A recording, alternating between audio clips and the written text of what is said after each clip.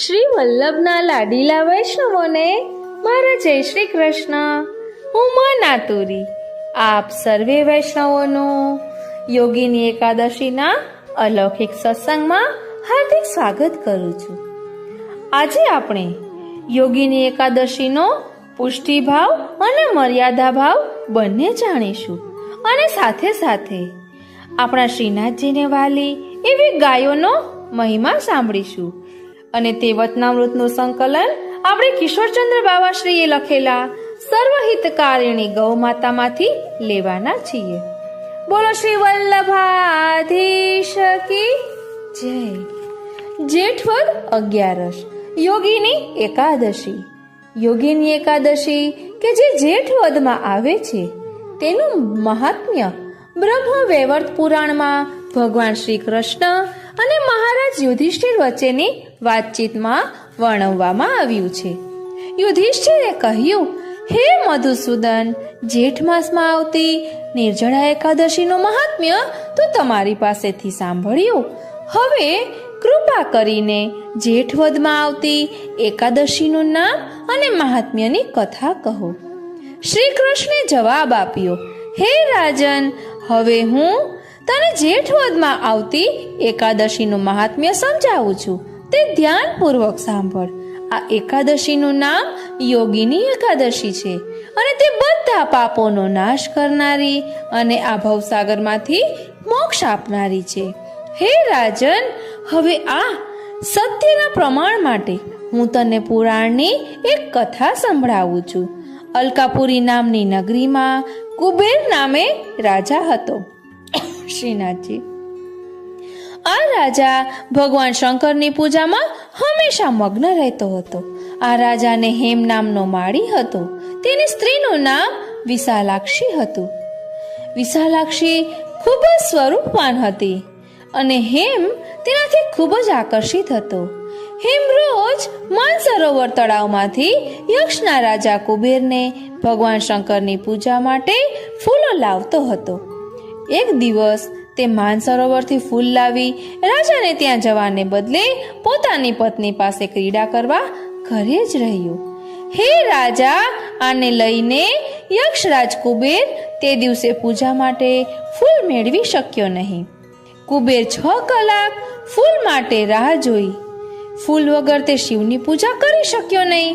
રાજા અત્યંત ગુસ્સે થઈ ગયો અને તેણે સેવકોને હેમની તપાસ માટે મોકલ્યા. થોડાક સમય પછી સેવકે આવી રાજાને કહ્યું, મહારાજ, હેમ તેની પત્ની સાથે ઘેર આનંદ મસ્તી કરી રહ્યો છે. આ સાંભળીને કુબેર ક્રોધે ભરાયો અને તાત્કાલિક હેમને તેની પાસે બોલાવવા આદેશ આપ્યો. હેમ માલીને ખ્યાલ આવ્યો કે તેણે મોટી ભૂલ કરી છે. તેથી તે ભયથી વ્યાકુળ કાંપતો રાજાની પાસે આવ્યો અને પ્રણામ કર્યા. એને જોઈને રાજા ભયંકર ક્રોધમાં આવી બોલ્યો, હે મહાપાપી, હે ધર્મનાશી, તે કામવાસના સંતોષવામાં મારા ભગવાન શંકરનું અપમાન કર્યું છે.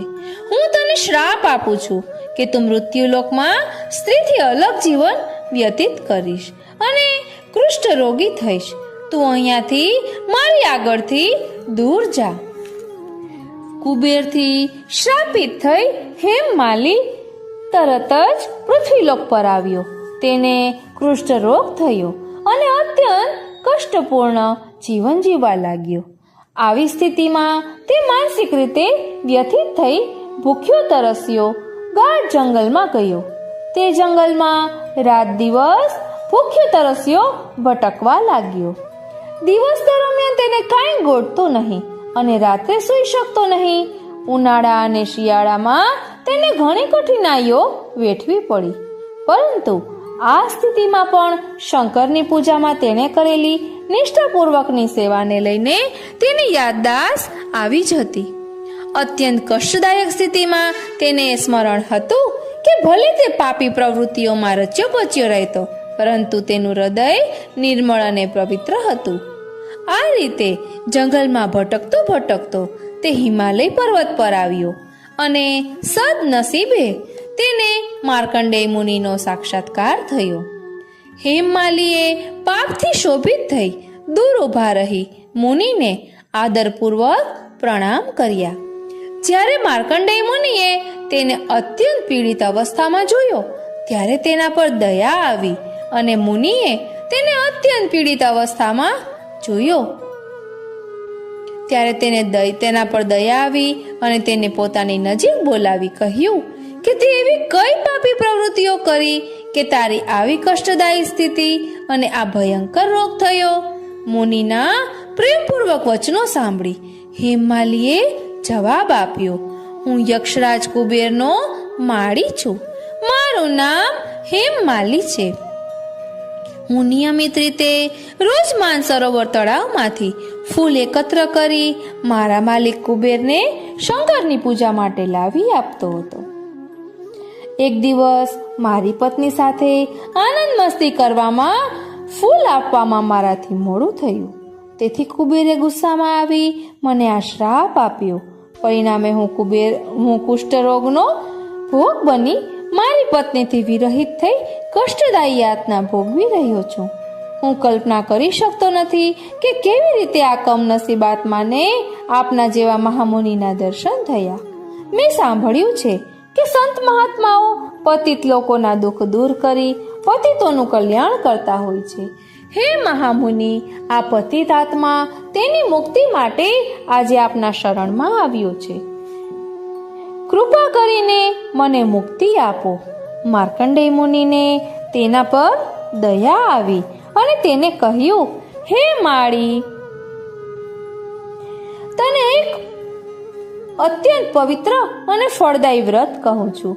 જેઠ વદમાં આવતી યોગીની એકાદશીનું વ્રત તું કરજે, જેના પ્રભાવથી તું કુષ્ઠરોગના શ્રાપથી મુક્ત બનીશ. મુનિના આ શબ્દો સાંભળી હેમમાલી અત્યંત ખુશ થઈ ગયો અને કૃતજ્ઞતાપૂર્વક માર્કંડેય મુનિને પ્રણામ કર્યા. આ પછી મુનિએ સૂચના આપ્યા પ્રમાણે તેને પવિત્ર એકાદશીનું વ્રત શ્રદ્ધાપૂર્વક કર્યું. વ્રતના પ્રભાવથી તેને પોતાનું અસલી રૂપ પાછું મળ્યું અને ઘેર પાછા ફરી પત્ની સાથે પહેલાની જેમ જીવન જીવવા લાગ્યો. હે રાજન, મહાફળ આપનારું આ વ્રત છે. આ યોગીની એકાદશીનું વ્રત કરવાથી 80,000 બ્રાહ્મણોને ભોજન કરાવવાથી જે ફળ મળે છે ને તે પ્રાપ્ત થાય છે. આથી આ વ્રત દરેક મનુષ્ય કરવું જોઈએ. પુષ્ટિ માર્ગીય મહાત્મ્ય અને ભાવના. અષ્ટસખા કુંભન દાસે મનને એકાગ્ર કરવા વાળી યોગ સ્થિતિ પુષ્ટિ માર્ગીય વ્યસન અવસ્થા એમની સંયોગ વિપ્રયોગાત્મક સેવાથી સિદ્ધ હતી. યોગીની માફક તેમને ઉક્ત ઉભય અંગ સ્વરૂપ સેવા દ્વારા મનની એકાગ્રતા પ્રભુમાં સિદ્ધ કરી હતી. તે દિવસ યોગીની એકાદશીનો હતો. હૃદયની આ સ્વરૂપાત્મક એકાગ્રતા યોગીઓના પ્રાકૃત યોગ દ્વારા સિદ્ધ થઈ ન હતી, પરંતુ ભગવત કૃપાથી અલૌકિક યોગ દ્વારા થતી સેવા દ્વારા સિદ્ધ થાય છે. એ જ રીતે શ્રી અવધૂતદાસ જે અડિંગમાં રહેતા તેઓ કુમારિકાના યુથમાં છે ને શ્રી મહાપ્રભુજીના કૃપાપાત્ર. રાસમંચાધ્યાયમાં જણાવ્યા પ્રમાણે જ્યારે પ્રભુ રાસમાં પ્રગટ થયા ત્યારે અવધૂતદાસ બધા સ્વરૂપના દર્શનની અતિ અલૌકિક ઝાંખી કરીને યોગીની પેઠે મુગ્ધ થઈ ગયા હતા અને પ્રભુના સ્વરૂપાનંદમાં હંમેશા મગ્ન રહેતા. એ જ રીતે ઉદ્ધવજીના પ્રસંગમાં જ્યારે પ્રભુએ ઉદ્ધવજીને સંદેશો આપી વ્રજમાં મોકલ્યા ત્યારે વ્રજાંગનાઓને ઉદ્ધવજીએ ભગવાનના વ્યાપક સ્વરૂપનો બોધ આપ્યો, યોગનો ઉપદેશ આપ્યો, પરંતુ વ્રજાંગનાઓની શ્રી કૃષ્ણ પ્રત્યેની ભક્તિ જોઈને પોતે બ્રહ્મજ્ઞાની મટી ભક્ત બન્યો. આ પ્રસંગમાં ગોપીજનોના સાક્ષાત અનુભવ વ્રજમાં કેટલાક માસ રહીને કર્યો. વ્રજજનોનો સાક્ષાત અનુભવ વ્રજમાં કેટલાક માસ રહીને ઉદ્ધવજીએ કર્યો ને પરિણામે ગોપીજનોની પ્રેમ લક્ષણા ભક્તિથી પ્રભાવિત થઈ વ્રજાંગનાઓને યોગીની કહ્યા અને ભાવપૂર્વક કહ્યું, હું પણ વ્રજમાં ગુલ્મા આદિ લતા બની ગોપીજનોની ચરણરથથી પવિત્ર થઈ કૃતાર્થ થાઉં. એથી વધુ પવિત્ર જગતભરમાં બીજું કશું જ નથી. અને યોગીની જેવા સાધારણ સ્ત્રીઓ ગોપીજનો નથી, પરંતુ શ્રુતિઓ છે. મર્યાદા ભાવના. કૈલાસમાં શંકર પાર્વતીનો બ્રહ્મરાત અને વિષ્ણુરાતના વિવાદનો પ્રસંગ છે. જેમ કે યોગી એટલે શંકર અને ની એટલે પાર્વતી. એનો ભાવ એ છે કે વદ એકાદશી હોવાથી શંકર પાર્વતીએ જાગરણ કર્યું હતું, ત્યારે બ્રહ્મરાત અને વિષ્ણુરાતનો ઉલ્લેખ કર્યો હતો. એથી શ્રી કૃષ્ણે યુધિષ્ઠિરને જેઠવદ યોગીની એકાદશીનો મહાત્મ્ય કહ્યું હતું. તેથી તેની કથા અને વ્રત વિધિ માર્કંડેય ઋષિએ યક્ષોને કહી હતી. આ વાત બ્રહ્મવૈવર્ત પુરાણમાં જેઠવદ યોગીની એકાદશીના મહાત્મ્યમાં કહેલી છે. રત્નકણિકા. સજ્જન જન નહીં, સંસારી જન નહીં સજ્જન બને, એના સંસાર નિવાસની સાર્થકતા. ગૃહસ્થ ગૃહવાસી નહીં પણ સદગૃહસ્થ બને, એ એની સિદ્ધિ. તેવી જ રીતે ખાધું પીધું અને મોજ કરીના પરાવલંબી દ્રષ્ટિકોણથી જે સાધુત્વ પસાર કરે એ સમાજ માટે બોજરૂપ. લાત મારનારની તાકાતને લાચારીપૂર્વક સહેવાની સમાધાન નિવૃત્તિ કે સ્વાર્થપૂર્ણ ગણતરીને જ આપણા સૌનું હીરખમીર છૂટવી લીધું છે. મૌન વાર્તાલાપની મહાન કલા છે. જે અંતર બોલે છે, અન્ય સાંભળે છે, એ જ દિવ્ય વાણી છે. એને પાડવી જોઈએ, જેથી જીવનમાં એક નવો પ્રકાશ, નવી દિશા, નવો માર્ગ મળી શકે. હવે આપણે નિત્યલીલા પૂજ્યપાદ ગોસ્વામી 100 શ્રી કિશોરચંદ્રજી મહારાજશ્રીએ ગૌ મહિમાના જે વચનામૃત કરેલા છે, સર્વહિતકારણી ગૌ માતામાંથી થોડુંક આપણે સંકલન જોઈએ. શ્રી દામોદર મદન મોહનો પ્રભુ વિજયતે, श्री वल्लभाधीशो जयति जयति श्री विठलेश्वर। हमारे आराध्य भगवान श्री कृष्ण को प्रिय सर्वहितकारिणी गौ माता। उपक्रम नमो भगवते तस्मै कृष्णाद्भुत कर्मणे रूप नाम विभेदेन जगत क्रीडति यो यतः। यह संपूर्ण सृष्टि जड़ चेतन भगवान श्री कृष्ण की सृष्टि है। सृष्टि के केंद्र में भगवान ही है। भगवान श्री कृष्ण को समर्पित है यह सृष्टि। ईशावास्यम इदम सर्वम यत्किंच जगत्याम जगत तेन त्यक्तेन भुंजिता मा क्रुधः कस्यस्विद धनम। एवं ब्रह्म संबंध का भी यही आशय है।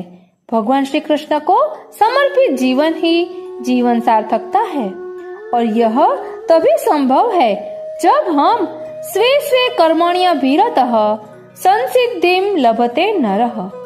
स्वकर्मणा तमभ्यर्च्य सिद्धि विन्दति मानवः। हमारे प्रत्येक कार्य में भगवत प्रसन्नता का अनुसंधान रखें। जिनके इष्ट अन्य देव हैं, वे भी अपने इष्ट की प्रसन्नता का अनुसंधान रखकर कार्य करें, तभी जीवन की सफलता संभव है। यह तभी संभव है जब दैवी गुणों का विकास एवं आसुरी वृत्ति का उपशमन इस तथ्य को विस्मृत न किया जाए। सात्विकता का पालन एवं हिंसा आधारित समाज व्यवस्था का त्याग, इस सूत्र के आधार पर ही जीवन में शांति, संतोष, समृद्धि एवं सच्चे अर्थ में आनंद की प्राप्ति शक्य है। हमारे शास्त्रों ने मानव को ही धर्म का पालन एवं अधर्म के त्याग का उपदेश दिया है, क्योंकि मानव के कर्म ही अपने इस जीवन के सुख, शांति एवं दूसरे जन्म अथवा मोक्ष अथवा भगवत प्राप्ति का आधार है। ऐसा कौन मूढ़ मानव होगा जो प्रभु के दिए हुए मानव जन्म रूपी इस वरदान को अभिशाप के रूप में लेना चाहेगा। प्रत्येक व्यक्ति आत्ममंथन करे तो स्पष्ट प्रतीत होगा कि सात्विकता ही स्वयं के जीवन की सार्थकता है।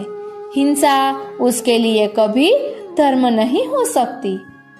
मानव सृष्टि के रचयिता भगवान है। उसी प्रकार अन्य चेतन एवं पर्यावरण के रचयिता भी भगवान ही है। भगवान ने ही परस्परम भावयन्तः श्रेयः परम वात्सल्य का उपदेश दिया है। हम अपने संबंध में विचार करें तो स्पष्ट प्रतीत होगा कि देह, मन, आत्मा, अंतर्यामी एवं सर्वनियंता भगवान श्री कृष्ण, दूसरे शब्दों में आदि भौतिक, आध्यात्मिक एवं आदि दैविक, इनको लक्ष्य करके दैवी गुणों के विकास का प्रयास ही धर्म है। हमारे शास्त्रों ने इसीलिए विकास का सूत्र दिया है। मातरः सर्वभूतानां गावः सर्व सुख प्रदाः। महाभारत अनुशासन पर्व में यह है। हमारे आराध्य भगवान श्री कृष्ण को तो गौ माता परम प्रिय है ही। प्रभु कृपा से हमें वास्तविक उन्नति के लिए गौवंश रूपी महानिधि प्राप्त है।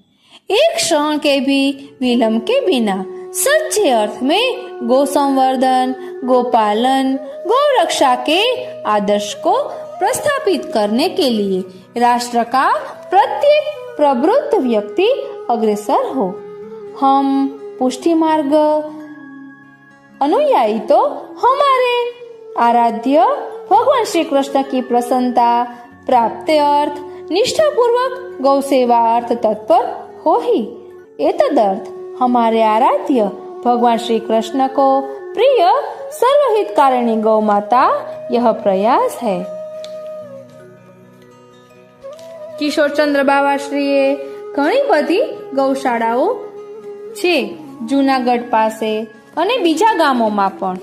હજી આપણે ગુજરાતીમાં થોડાક એમના વચનામૃત જોઈ લઈએ। વૈષ્ણવ સૃષ્ટિ પ્રતિ વિશેષ વ્રજવાલુ રે વૈકુંઠ નહીં આવું। સોરઠના ગામોની વૈષ્ણવ સૃષ્ટિને પ્રારંભથી જ આપણા આરાધ્ય ભગવાન શ્રી કૃષ્ણને પ્રિય છે એવું વ્રજ જેવું વાતાવરણ અહીં ઘેર બેઠા જ પ્રાપ્ત થયું છે। એ સૌભાગ્યને માણો। સાક્ષાત પૂર્ણ પુરુષોત્તમ વ્રજાધીપ ભગવાન શ્રી કૃષ્ણ આપણા ગુરુદેવ શ્રી મહાપ્રભુજીની કૃપાથી આપણા ગૃહમાં બિરાજે છે। ઘરમાં ગૌ માતા, ગૌ વંશ છે, કુંજની કુંજ સમાન ખેતી છે। આવું ભગવત સુખ અને ભગવત સેવાને અનુકૂળ વાતાવરણ બીજે ક્યાંય નથી। આજની પેઢીને આ વૈષ્ણવતાનો વારસો જન્મતાની સાથે જ પ્રાપ્ત થયો છે। ધન્યતાનો અનુભવ કરી વૈષ્ણવતાના આ વારસાને સાચવો અને દીપાવવો માનવ જીવનની આ જ સફળતા છે। દેશકાલ પરિવર્તનશીલ છે, આધુનિકતાની અસર છે। સમય સાથે ન ચાલીએ તો ફેંકાઈ જવાય એ વાત પણ સાચી છે। બધાએ આ પરિવર્તન સ્વીકાર્યું છે એ વાત પણ સાચી, પરંતુ આ વાતને ન ભૂલો કે જે લૌકિક છે, આદિ ભૌતિક છે તેમાં જ વિજ્ઞાન આવકાર્ય છે અને એટલા માટે જ આપણો ઉન્નતિ માટેનો અભિગમ છે। ધાર્મિક આસ્થા અને વૈજ્ઞાનિક અભિગમ, આ અભિગમને વિવેક પૂર્વસર સમજી ધર્મ આચરણ કરવામાં જરીકે મુશ્કેલી નથી। ભગવત સેવા, જેના ગૃહમાં પ્રભુ બિરાજે છે ને, પરિવારના બધા જ સભ્યો હળીમળીને સેવામાં તત્પર છે, અનન્ય આશ્રિત છે, દુસંગ આદિ દુર્ગુણોથી મુક્ત છે। નિત્ય ભગવદ વાર્તામાં પરિવારના સભ્યો પણ સત્સંગનો લાભ લે છે, ગૌ સેવામાં તત્પર છે, પરંપરાથી ખેતીમાં જોડાયેલા છે અને તદ આધારિત સાત્વિક વ્યવસાયમાં જોડાયેલા છે। ત્યાં તો દેવો પણ જન્મ લેવાની ઈચ્છા કરે છે। વૈષ્ણવતાનો આ વારસો પરંપરાથી જળવાઈ રહે એવી પ્રભુ પાસે પ્રાર્થના। ભગવત સેવા, કૃષિ, ગૌપાલન, સ્વાવલંબન, ખડતલપણું, નિશ્ચલતા, સરળતા, આ ગુણોને કારણે જ અમે બીજે ક્યાંય પણ જઈએ અમને અમારું સોરઠ બહુ યાદ આવે। એ લાગણી થયા વિના રહી શકતી નથી। અમને આવા વાતાવરણમાં રહેવાનું મળ્યું છે। આવી વૈષ્ણવ સૃષ્ટિને માર્ગદર્શન આપવાનો અવસર મળ્યો છે। એ અમારા કર્તવ્ય પાલનમાં ખૂબ ઉપયોગી સિદ્ધ થયો છે। સોરઠની વૈષ્ણવ સૃષ્ટિ સર્વ વૈષ્ણવ સૃષ્ટિ બધા ધર્મનિષ્ઠ લોકો આધિ ભૌતિક, આધ્યાત્મિક, આધિદૈવિક રીતે ઉત્પન્ન થાય, બધા સુખી થાય એવી પ્રભુના ચરણ કમલમાં અભ્યર્થના. વૈષ્ણવી જીવનને સફળ બનાવવાની અહીં સોરઠમાં ખૂબ જ અનુકૂળતા છે. વૈષ્ણવોની હવે પછીની પેઢીમાં પણ આવા સંસ્કાર આવે તે માટે વડીલોએ, સંતાનોએ ધર્મનિષ્ઠ બનવું જ પડશે. આ રીતે કિશોરચંદ્ર બાવાએ સર્વહિતકારિણી ગૌમાતામાં ગૌમાતાના ઘણા બધા સુંદર પ્રસંગો અને ગૌમાતાનો મહિમા દર્શાવ્યો છે. આપણે જ્યારે જ્યારે અનુકૂળતા હશે ત્યારે એકાદશીએ યાદ આવશે તો જરૂરથી આ ગૌ મહિમાનું પણ સત્સંગ કરીશું. આજનો આ સત્સંગ શ્રીનાથજી, શ્રી યમુનાજી, શ્રી મહાપ્રભુજીના ચરણારવિંદમાં સમર્પિત કરું છું અને શ્રી મહાપ્રભુજીના ચરણારવિંદમાં એ જ વિનંતી ધરું છું કે અહીં જે ગૌ મહિમા દર્શાવ્યો તેને અમે અમારા આત્મપટલ પર ધારણ કરીએ અને ગૌરક્ષા કરીએ. બોલો શ્રી વલ્લભાધીશ કી જય. જય શ્રી કૃષ્ણ. બ્રહ્મ સંબંધના કયા 3 પ્રકાર છે? એટલે બ્રહ્મ સંબંધ કયા 3 પ્રકારે થાય છે? ભગવદીઓની વાર્તા કથાના ફળરૂપ વાર્તા છે. શરણે આવનારનો ઉદ્ધાર પ્રભુ કરે છે. પ્રભુના અનુગ્રહના પ્રકાર કેટલા છે? પુષ્ટિ ભક્તે કેમ વર્તવું જોઈએ અને પ્રભુના ભક્તોમાં કેવું સામર્થ્ય છે? સ્વપ્ન દ્વારા જેમને બ્રહ્મ સંબંધ પ્રાપ્ત થયું હતું, ગુસાઈજીએ જેમને સ્વપ્નમાં બ્રહ્મ સંબંધ આપ્યું હતું, તે વૈષ્ણવ કોણ છે? આવું બધું જ આજે આપણે સમજીશું. વાલા વૈષ્ણવો, જય શ્રી કૃષ્ણ. હું માં નાતુરી આપ સર્વે વૈષ્ણવોનું આજના આ અલૌકિક સત્સંગમાં હાર્દિક સ્વાગત કરું છું. વાલા વૈષ્ણવો, શ્રી ગોકુલનાથજીની અસીમ કૃપાથી આ પ્રસંગો આપણને પ્રાપ્ત થયા છે. બોલો શ્રી ગોકુલનાથજી પ્યારે કી જય. સૌપ્રથમ જોઈએ બ્રહ્મ સંબંધ કયા 3 પ્રકારે થાય છે. તો અહીં કહ્યું છે પત્ર દ્વારા બ્રહ્મ સંબંધ. તાપીપુરના વેણીદાસભાઈ શ્રી ગોકુલ આવીને શ્રી ગોકુલેશને ચરણે નિવેદન લઈ તાપીપુર ચાલ્યા. આ વખતે શ્રી ગોકુલેશને વિનંતી કરી કે મહારાજ, મારી સ્ત્રીને હાથે લેવાનું શું કરવું? રાજ, શ્રી આજ્ઞા કરો છો. ત્યારે અતુલ બળ શ્રી ગોકુલેશ બોલ્યા કે મારો પત્ર લઈ જાઓ. એ વંચાવીને એના હાથનું લેજો. એને નિવેદન થયું. તે પછી તેમણે આજ્ઞા પ્રમાણે સર્વ કર્યું. આ વખતે સ્વરૂપ સંબંધી રસ યોગી માલજી પંચોળી ત્યાં હતા. તેમણે કહ્યું કે વગર નિવેદન વાળી સ્ત્રીના હાથ ન લ્યો છો તે ઠીક નથી કરતા. આ વખતે વેણીદાસે સર્વ વૃતાંત કહ્યું કે પ્રભુએ આવી રીતે આજ્ઞા કરી છે, એટલે કે શ્રી ગોકુલનાથજીએ આવી રીતે આજ્ઞા કરી છે. આ વખતે અભિપ્રાયના તત્વને જાણનારા પંચોળી બોલ્યા કે એ સર્વ સત્ય છે.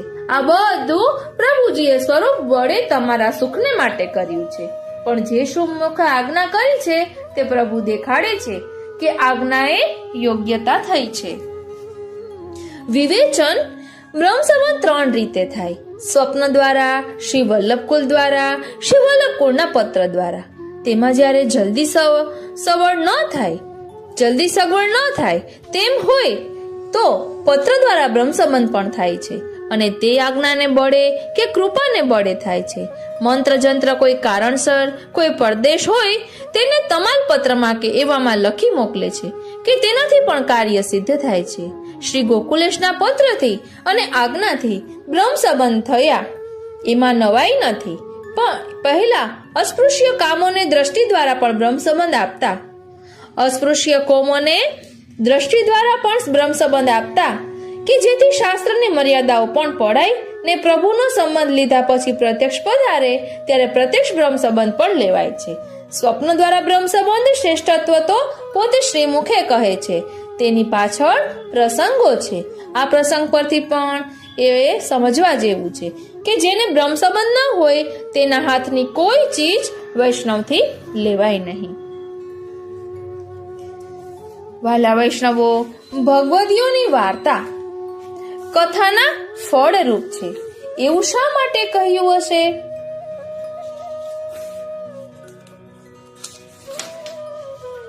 ભગવદીઓની વાર્તા કથાના ફળરૂપ છે. એકવાર શ્રી ગોકુલેશ કથા કહેતા હતા ત્યારે દામોદરદાસ હરસાણીની વાત ચાલી. તે વખતે શ્રી ગોકુલેશ વાત કરતા કરતા રસબસ થઈ ગયા. શ્રીનાથજી, આ વખતે કોઈએ કહ્યું કે આજે કથા રહી. ત્યારે શ્રી ગોકુલેશે કહ્યું કે અમે તો કથાનું ફળ કહીએ છીએ. વિવેચન. ભગવદીયની વાર્તા એ સંબંધે જ પ્રભુના ચરિત્ર પ્રકટ થાય છે.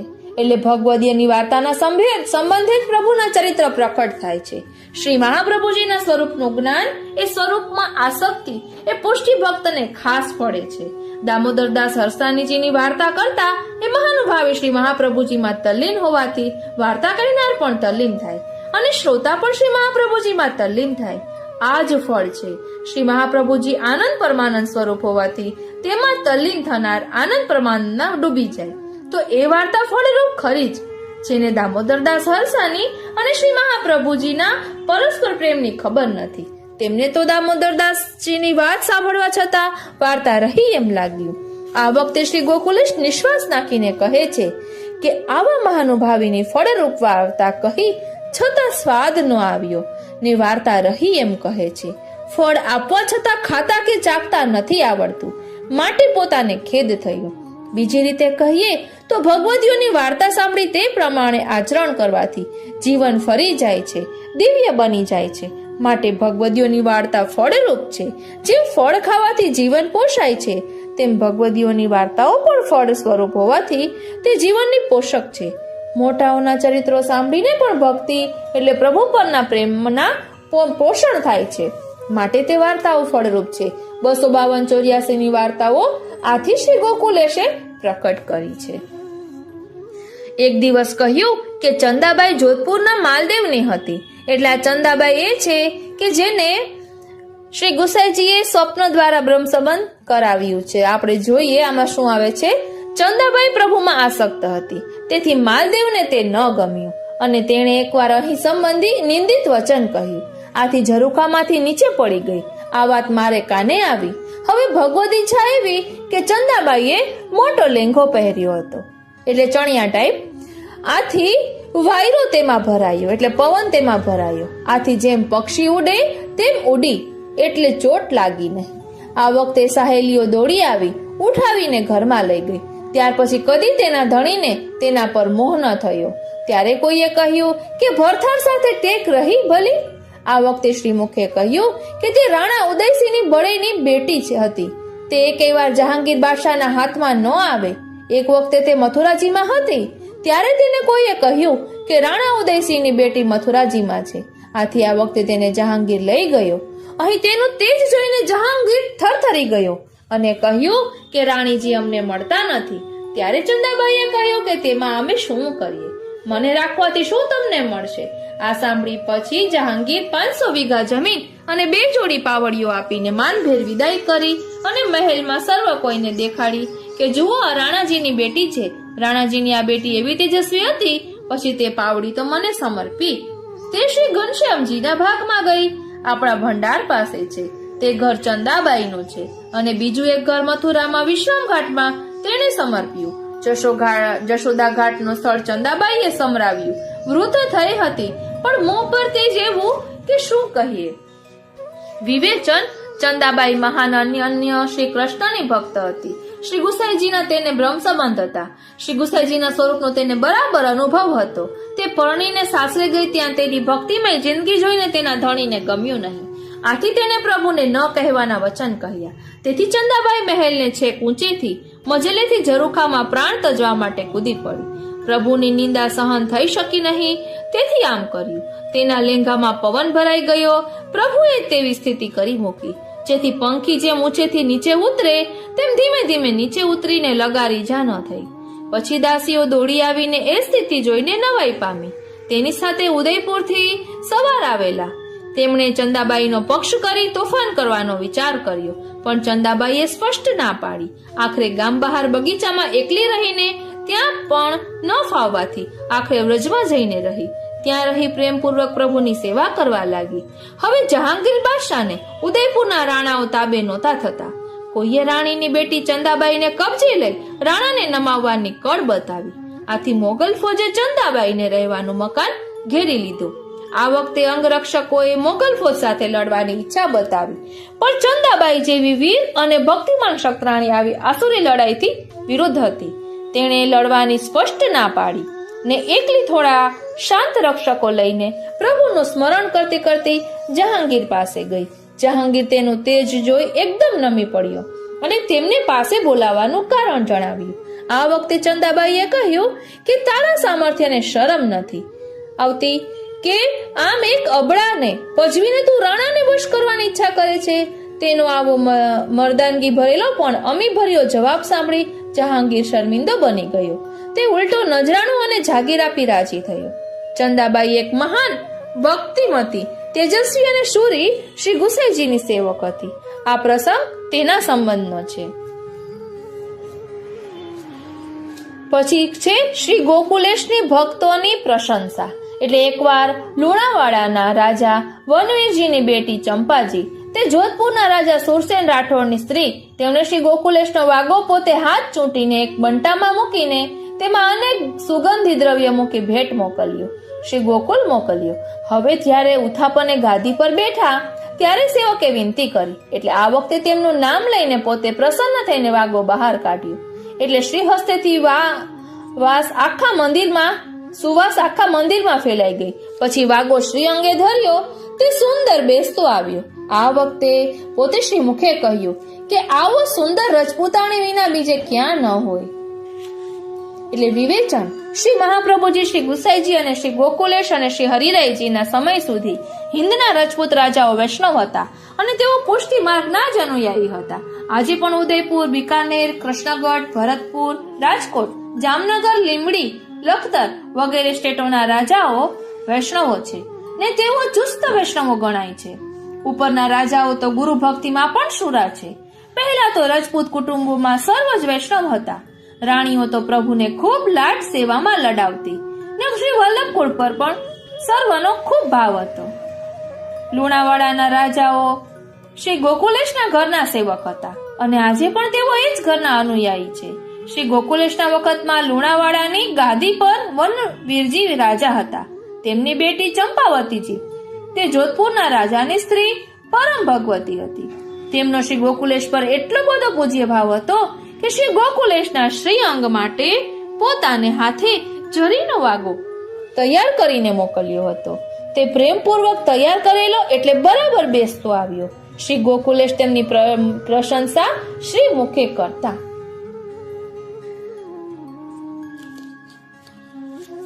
વાલા વૈષ્ણવો, શરણે આવનારનો પ્રભુ ઉદ્ધાર કરે છે, એ આપણે ક્યારેય પણ ભૂલવું ન જોઈએ. એ પ્રસંગ આવે છે કે શરણસ્થ સમુદ્ધારમ, એનો અર્થ શ્રી ગોકુલેશને કોઈએ કહ્યો કે શ્રી કલ્યાણરાયજી કહે છે કે શરણસ્થ જે શ્રી સ્વામિનીજી તેમનો ઉદ્ધાર કર્યો છે એવા શ્રી કૃષ્ણને હું વિનંતી કરું છું એમ કહ્યું છે. ત્યારે આપશ્રીએ કહ્યું કે એમ કહ્યું છે કોઈ શરણે આવે તેનો ઉદ્ધાર કરે છે, તે શ્રી કૃષ્ણને હું વિનંતી કરું છું. વિવેચન, શરણસ્થ સમુદ્ધારમ એટલે શરણે આવનારનો ઉદ્ધાર કરનાર પ્રભુ. શ્રી કલ્યાણરાયજી કહે છે કે શરણસ્થ શ્રી સ્વામિનીજી તેમનો ઉદ્ધાર કરનાર. આ વાત પણ ખરી છે ને શ્રી ગોકુલેશ કહે છે કે જે કોઈ શરણે આવે તેનો ઉદ્ધાર કરનાર. આ પણ શરણ સ્વીકાર્યા પછી પ્રભુ સિવાય કોઈ અન્ય વસ્તુ, કોઈ ઇન્દ્રિય સરખીને પણ ન રૂચે. સદા પ્રભુમાં તલ્લીન રહે. આવી તલ્લીનતા એ જ ઉદ્ધાર છે અને તેવી તલ્લીનતા શ્રી સ્વામિનીજીની જ છે. આવું કહેવું શ્રી કલ્યાણરાયજીનું છે. શ્રી ગોકુલેશ શરણાગત ભક્ત જે પ્રકારનો ઉદ્ધારી છે તેવું પ્રભુ પ્રાપ્ત કરાવે છે, માટે શરણસ્થ સમુદ્ધાર કહે છે. શરણાગતની જેવી ઈચ્છા તે પ્રકારનું ફળ આપે છે, કારણ કે ભક્તેચ્છા પૂરક સર્વા એવા પ્રભુનું નામ છે. આ વાત પણ કેવળ સત્ય છે. વાલા વૈષ્ણવો, સત્સંગ વગર વિરહાત્મક પ્રભુ સ્થિતિ હૃદયમાં ન કરે. એટલે સત્સંગ કેટલો જરૂરી છે તે વિશે શ્રી ગોકુલેશ પ્રભુ આજ્ઞા કરે છે કે એકવાર શ્રી ગોકુલેશે સંન્યાસ નિર્ણયનો શ્લોક કહ્યો. તેમાં કહ્યું કે ભક્તના હૃદયને વિશે સ્વરૂપ તો સ્થિત સદા છે જ, પણ વિગાઢ ભાવથી તાપ સંયુક્ત સ્વરૂપ ત્યારે જ સ્થિત કરે કે જ્યારે કાર્યક્ષમ આ દાન પ્રભુ સત્સંગ દ્વારા કરે. ધ્યાન આપજો, એકવાર શ્રી ગોકુલેશે સંન્યાસ નિર્ણયનો શ્લોક કહ્યો. તેમાં કહ્યું કે ભક્તના હૃદયને વિશે સ્વરૂપ તો સ્થિત સદા છે જ, પણ વિગાઢ ભાવથી તાપ સંયુક્ત સ્વરૂપ ત્યારે જ સ્થિત કરે કે જ્યારે કાર્યક્ષમ આ દાન પ્રભુ સત્સંગ દ્વારા કરે. એટલે સત્સંગ દ્વારા પ્રભુના સ્વરૂપનો અનુભવ, વિરહાત્મક સ્વરૂપનો અનુભવ થાય છે. વિવેચન: ભક્તના હૃદયમાં ભગવત સ્વરૂપ સ્થિત છે, પણ તેનો અનુભવ વગર ન થાય, અનુભવ વિરહ વગર ન થાય. હવે વિરહની પ્રાપ્તિ વિરહી ભક્તના સત્સંગથી થાય, કારણ કે જે જગ્યાએ અગ્નિ હોય તેની પાસે બીજી ચીજ જાય તો તેમાં પણ અગ્નિનો આવેશ થાય. તેમ જે વિરહી ભગવદીઓ છે તેમની વાણી દ્વારા શ્રોતાને વિરહનો અનુભવ મળે. જેમ કોઈ આર્ત રડતું હોય તેની પાસે જવાથી અથવા તેનો આર્ત સ્વર સાંભળવાથી આપણું હૃદય પીગળી જાય છે અથવા રડી જવાય છે, તેમ જેનું હૃદય પ્રભુના વિરહથી રડી રહ્યું છે તેના વિરહાર્ત સ્વરથી હૃદય પર વિરહની અસર થાય તેમાં નવાઈ નથી. એવા વિરહીઓના સત્સંગથી, સતત સંગથી વિરહ થાય ને ત્યારે જ પ્રભુ હૃદયમાં તાપાત્મક સ્વરૂપે બિરાજી આનંદ આપે. વાલા વૈષ્ણવો, સ્વાગતમ વો મહાભાગાનો ભાવ આપશ્રી કહે છે કે સ્વાગતમ વો મહાભાગા. એનો અર્થ શ્રીમુખે કહ્યો છે. ભાગ કહેતા વિભાગ, મર્યાદા અને પુષ્ટિ એ બે ભાગ, તેમાં ઉત્તમ ભાગ પુષ્ટિ, તે તમારે માટે એમ કહ્યું, માટે મહાભાગા. વિવેચન: જ્યારે પ્રભુ પાસે શ્રી ગોપીજન રાસ રમવા માટે પધાર્યા ત્યારે પ્રભુએ આ શબ્દ બોલી તેમનો સર્વનો સત્કાર કર્યો હતો. સ્વાગતમ વો મહાભાગાનો ભાવ એવો છે કે ભાગ્યવતીઓ, હે મહાભાગ્યવતીઓ આપ પધારો. આમ કહેવાનું કારણ એ કે પ્રભુમાં પ્રીતિ રાખે તે ભાગ્યશાળી, પણ લોકવેદની પરવા કર્યા વિના પ્રભુમાં પ્રીતિ રાખે તે મહાભાગ્યશાળી. આ ગોપીજનોએ લોકવેદની પરવા કર્યા વગર પ્રભુ શ્રી કૃષ્ણમાં પ્રીતિ કરી, માટે જાતે જ તેમને મહાભાગ્યશાળી કહીને સંબોધે છે. ખરેખર પ્રભુમાં જેની પ્રીતિ છે તે તે ભાગ્યશાળી છે, અને જેમ પ્રભુ સિવાય બીજી વસ્તુની ખબર નથી એવી અનહદ પ્રીતિ છે તેના ભાગ્યનો પાર જ નથી. આવી પ્રીતિનું દાન તો પ્રભુ કૃપા કરીને સત્સંગ આપે તો જ પ્રાપ્ત થાય. ભાગ એટલે પોતાને હિસ્સે આવે તે ભાગ, તો ઉપલક વસ્તુઓનો હિસ્સો તે વિભાગ એટલે આંતરિક વસ્તુઓનો હિસ્સો. ભાગ એટલે મર્યાદા દ્રષ્ટિએ નવ ભક્તિ વડે પ્રભુને પોતાના કરવા, અને વિભાગ એટલે દશમી પ્રેમ લક્ષણા ભક્તિ કે જે પુષ્ટિ ભક્તિ છે તે વડે પ્રભુને પોતાના કરવા. આ ગોપીજનોએ આ પ્રેમ લક્ષણા ભક્તિ વડે પ્રભુને પ્રસન્ન કર્યા, માટે રસ સ્વરૂપ લીલાત્મક પૂર્ણ પુરુષોત્તમે લીલાના આનંદનું દાન કરવા પોતાની પાસે બોલાવ્યા, માટે તે મહાભાગા કહેવાયા. હવે પ્રભુના અનુગ્રહના પ્રકાર વિશે આપ શ્રી આજ્ઞા કરે છે. એક વર્ષે ગોકુલેશે કલ્યાણ ભટ્ટ આગળ એક અદ્ભુત વાત કરી કે ઈશ્વરના અનંત વિભૂતિ રૂપ તેમાંના કોઈ રૂપની જીવો પર એવી કૃપા થઈ કે પોતે વિચાર્યું કે આના દુઃખ સંતાપ કેવી રીતે મટે. ત્યારે નિશાસો મૂક્યો, તે નિશાસાથી વેદ પ્રકટ થયા. તે વેદથી જીવ પોતાનું હિત અહિત જાણવા લાગ્યા, જાણીને તે પ્રમાણે વર્તવા લાગ્યા, એટલે તેનું ભલું થાય છે. તે વેદથી તે જીવોમાંના કેટલાક ભાગ્યવાન વ્યાસ, નારદ, સુખદેવજી સરખા પ્રકટ થયા. તેમની કૃપાથી શ્રી ભાગવત પ્રકટ થયું. તેથી લોકો ઈશ્વરને જાણવા લાગ્યા. તેમાંના કેટલાક ભાગ્યવાન શ્રી કૃષ્ણનો અનુભવ પામ્યા. તેથી પણ ભાગ્યવાન શ્રી દેવકી નંદનનો અનુભવ પામ્યા. તેથી પણ ભાગ્યવાન સખાનો અનુભવ પામ્યા. તેથી પણ ભાગ્યવાન શ્રી ગોપી વલ્લભનો અનુભવ પામ્યા. તે કરતા પણ કોઈ ભાગ્યવાન રાધાકાંતનો અનુભવ પામ્યા. તેથી પણ ભાગ્યવાન પૂર્ણ પુરુષોત્તમનો અનુભવ પામ્યા. વિવેચન: અસ્ય નિશ્વસિતમ વેદાહ. અસ્ય એટલે પુરુષોત્તમસ્ય, મતલબ કે શ્રી પુરુષોત્તમનો. નિશ્વસિતમ એટલે નિશાસો, તે વેદ. એમ વેદ પ્રકટ થયા. તે પ્રમાણે વર્તવાથી જીવની કૃતાર્થતાથી શરૂઆત. આવા વેદ અનુસારી જીવોમાં ભગવાન વ્યાસ, નારદજી, સુખદેવજી સરખા પ્રકટ થયા. તેમનાથી વેદોનો રસ પ્રકટ કરનારું કલ્પતરુ રૂપ શ્રી ભાગવત પ્રકટ થયું. તેથી પ્રભુના સ્વરૂપની ઓળખાણ પડી. તેમાંના કેટલાકે શ્રી કૃષ્ણનો અનુભવ મેળવ્યો. ત્યારબાદ અનુક્રમે અનુભવ થતા થતા છેવટે જે કેવળ પુષ્ટિભોગ જીવો તે પૂર્ણ પુરુષોત્તમનો અનુભવ કરવા લાગ્યા. આ પ્રકારે અનુક્રમે ઉત્તરોત્તર ઊંચા અનુભવ પ્રાપ્ત કરી શક્યા. શ્રી ગોપીજનને રસ સ્વરૂપનો અનુભવ આપ્યો. તે સ્વરૂપે શ્રી ગોપીજન વલ્લભ કહેવાય. વળી શ્રી સ્વામિનીજી સાથે શ્રી પુરુષોત્તમનો અનુભવ એથી પણ મહાન વસ્તુ છે. અને એ યુગલ સ્વરૂપમાં પ્રિય સ્વરૂપમાં તલ્લીન થતા વિરહી દશાએ શ્રી પૂર્ણ પુરુષોત્તમનો અનુભવ મહાન વસ્તુ છે. છેવટનું મહાન ફળ તે જ છે. હવે અહીં કહે છે કે પુષ્ટિ ભક્તે કેમ વર્તવું, એટલે કે પુષ્ટિ ભક્તનું વર્તન કેવું હોવું જોઈએ આ આપણે બધાએ સમજવાનું છે. એકવાર શ્રી ગોકુલેશ્વરમજી પધાર્યા હતા. ત્યારે પ્રસંગ ચાલ્યો. પાછળથી રાતે તેલ લગાવતા હતા. ત્યારે માલજી પંચોળીએ શ્રી ગોપાલલાલજીને પૂછ્યું કે આપણા માર્ગની ચાલ કોણ? ત્યારે કહ્યું કે તમે જાણો છો. ત્યારે પંચોળીએ કહ્યું કે હું તો કંઈ જાણતો નથી. ત્યારે ગોપાલલાલ આગળ શ્રી ગોકુલેશે કહ્યું કે પ્રથમ દયા રાખવી, પછી ઉદારપણું રાખવું. વૈષ્ણવ ધર્મમાં જૂઠણ સરખી સખડી જાળવે નહીં તો ધર્મ જાય. વૈષ્ણવે જૂઠું ન બોલવું, કોઈનું છલ છિદ્ર જોવું નહીં. તે જુએ તો લૌકિક અલૌકિક જાય. જેનું જળ પીધું હોય તેનું ઘસાતું ન બોલવું. શરીરમાં 5 ગુણ રાખવા. ક્રોધ ન કરવો, આળસ ન કરવી, નિદ્રા બહુ ન કરવી, નિવેદન વાળા કે સુજાતી સાથે ખાનપાન કરવું, વચનનું પ્રમાણ રાખવું. વિવેચન ઉપર પ્રમાણે વૈષ્ણવનું વર્તન સ્વાભાવિક જ હોય. દયા એ તો વૈષ્ણવી સ્વભાવ જ છે. ક્ષમા ને ત્યાગ એ ઉદારપણું. ભગવદીઓ તો ત્યાગી જ હોય ને. વૈષ્ણવ આચાર વિચાર વગર તો રહી જ ન શકે.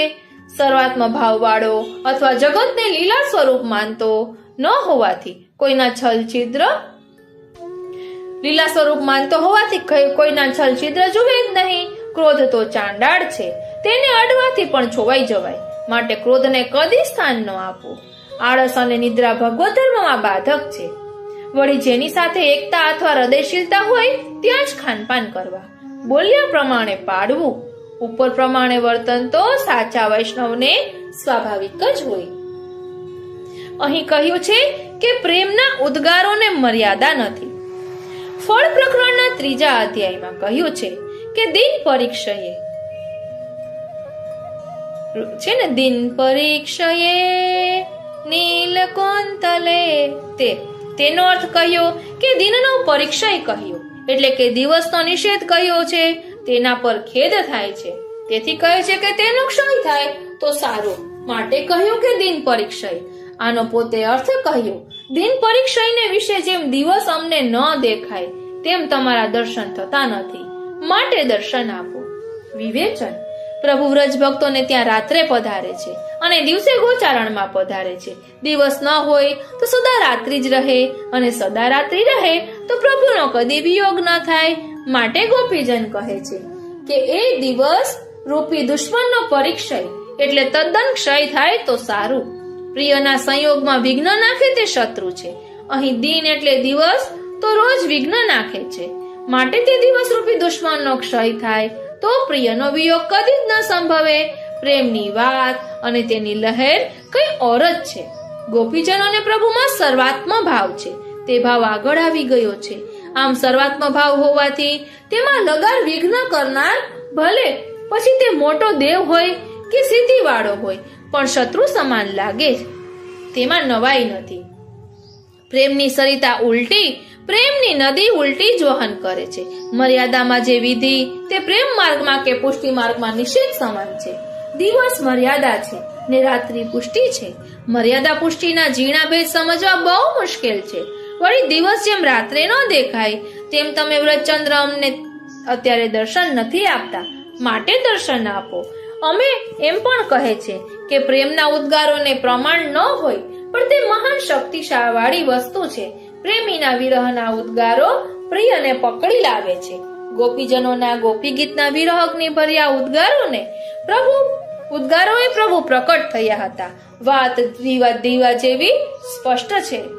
અને એવું પણ આવે છે ને કે ગોપીજનોએ બ્રહ્માજીને કહ્યું કે આપ તો મૂર્ખ છો, કે આ પાપણો બનાવી. એટલે બાકી કઈ બ્રહ્માજીને થોડી આવી રીતે કહી શકાય, પરંતુ આ પ્રેમીના વિધાનો છે, પ્રેમીના વચનો છે, એટલે તેમાં મર્યાદા નથી. કેમ કે પ્રભુનો પલકાંતર વિયોગ પણ ગોપીજનોથી સહન થતો નથી, એટલે ગોપીજનો આ રીતે કહે છે. આ રીતે વાલા વૈષ્ણવો, આજનો આ સત્સંગ આપણે શ્રી ગોકુલનાથજી હાસ્યામૃતમાંથી લીધો છે. આપને કેવું લાગ્યું તે કોમેન્ટ બોક્સમાં જરૂર જણાવશો. આપના મનમાં કોઈ શંકા હોય, કોઈ પ્રશ્ન હોય તો પણ કોમેન્ટ બોક્સમાં જરૂરથી જણાવશો.